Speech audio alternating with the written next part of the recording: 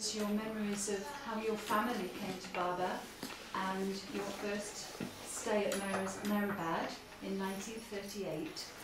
So today what I'd like you to share with us are any memories you have about Dr Donkin and his arrival at Meherwan in 1939. I know you were very young at the time, but any memories you have of Donkin, what he was like, what it was like meeting him or anything, any memories at all you have of him and of his character, his personality, whether he was different from the other Mandali, all those kinds of things. So if you could share anything you can remember about that.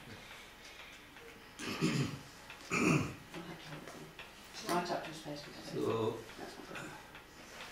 is it all right?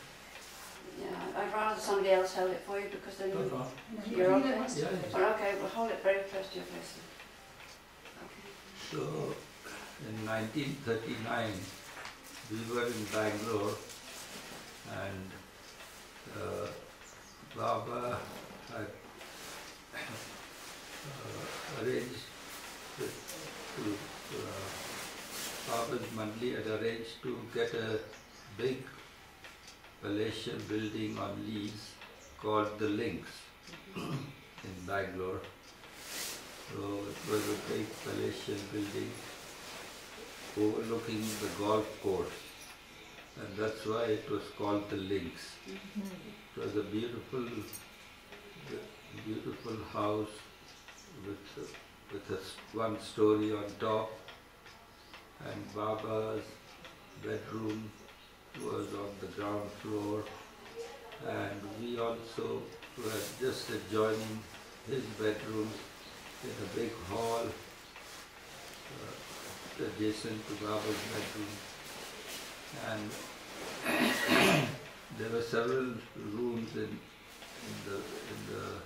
on the ground floor, and then there was the first floor which had a sort of wooden flooring, a dance floor, because it was built by a very rich person, and a dance floor of the whole of our hall had this wooden floor overhead, and anybody walking on top of that, we could hear it. And Kitty with her high heels walking, all the thudding, and every now and then we would be awakened by people walking on that floor. And they used to sleep up on the top also. It was like a big hall. And there were several rooms there. Meherwan and others, and they stayed on the first floor. And every day in the morning, Baba would come out of his bedroom early in the morning, and we all would be up before then. And my mother would tell me that as soon as Baba came out, I should come out and bow down to him. So at that time he was not allowing people to bow at his feet, but I was allowed to do so as a child. And I remember when Baba would pass by from our room, our hall where we stayed, I would hurriedly come out, and Baba would stop in his strides and allow me to bow down to his feet, and then Baba would proceed. So this is how we were there in Bangalore. I remember that it was the time when the Second World War was declared, and the war had just commenced, and Baba wanted Margaret to come and join the ashram, and he ordered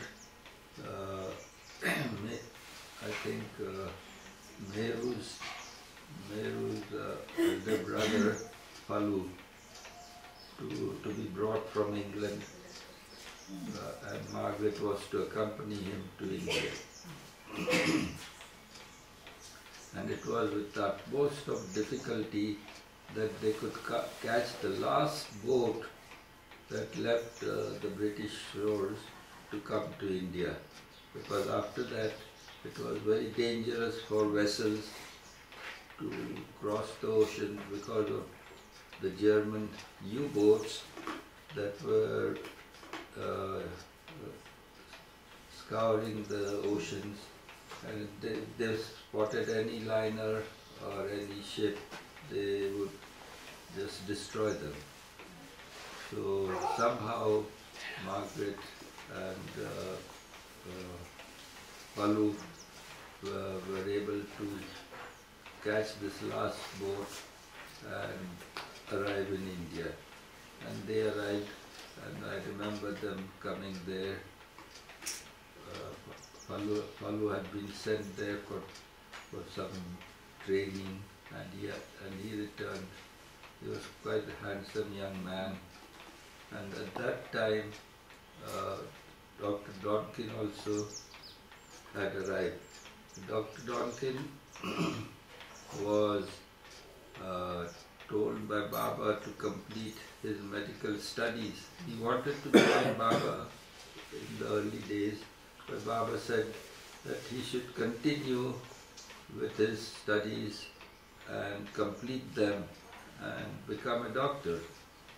And Baba even asked him to take up orthopedics as the subject. Don had no idea why Baba chose that subject for him, but it was to prove very, very useful, because that is really what was needed in the later years. So Donkin also arrived, after he had finished his studies and had become a doctor, the conscription started in the British Isles, and he was conscripted in the army. So he was taken up in the medical corps of the British Army, and Donkin was very familiar with several languages. He was quite a linguist. He had mastered 7 languages, mind you, in which there were several European languages like German, French, Italian, then several Indian languages also. He was very good at picking up languages. So when he came to India, he got hold of tutors and became conversant with Urdu, Persian, Hindi, and all these languages. So now when the British army learnt about his linguistic skills, he was posted to one of the military stations in Pune, where Italian prisoners were, when Italian prisoners were captured, they were sent to India and other various destinations.